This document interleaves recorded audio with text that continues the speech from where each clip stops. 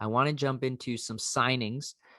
The Green Bay Packers seemingly get a pretty big steal, re-signing Aaron Jones, their top running back, to a 4-year, $48 million deal that puts him at $12 million per year, which seems rather low for a guy of his talent.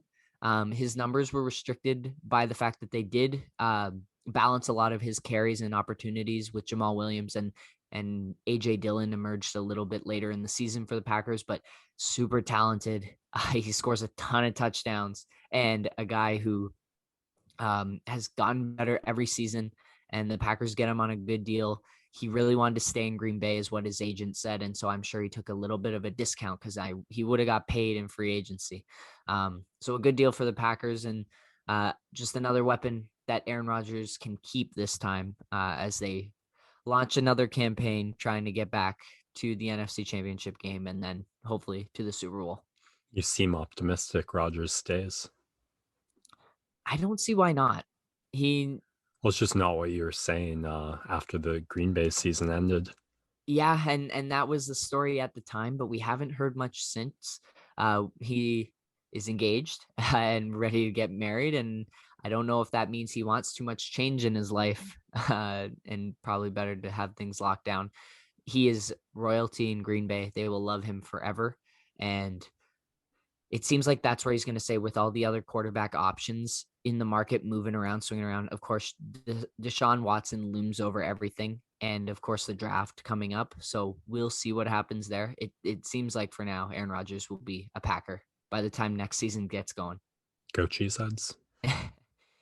All right. And then the last deal that kind of went under the radar for some reason, but I'm sure picked up a ton of interest south of the border in the States as they love the NFL, and Taysom Hill getting a 4-year, $140 million contract. Max, do you know who Taysom Hill is? No, that is $100 million more than you just mentioned, though.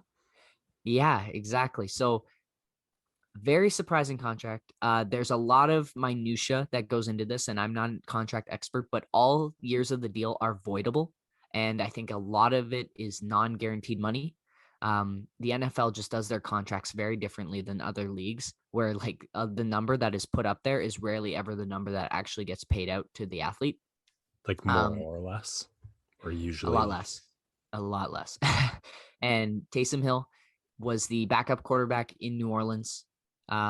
He is a guy who has shown to be an incredibly talented guy, because he has played quarterback, he's played running back, he's played wide receiver, he has played special teams for them, he's blocked a couple punts. Like he's just a pure athlete, and Sean Payton loves running offenses with him. I don't know if he is a long-term quarterback. They're obviously going to give him a go based on this contract. I'm sure it's laden with quarterback-based incentives. They also do have Jameis Winston that they can re-sign, who is a guy who has proven that he can at least compete at the NFL level. He throws a lot of picks, but maybe in Sean Payton's offense, he can be more successful. But Twitter exploded a little bit with this contract because a lot of people are not in with this new era of NFL quarterbacks who love to be mobile and move around. And Taysom Hill is just, it feels a little bit gimmicky. He has had some success, but it will be very interesting to see if he is worth this immense contract. The other kind of storyline playing into this is the Saints are always in cap hell.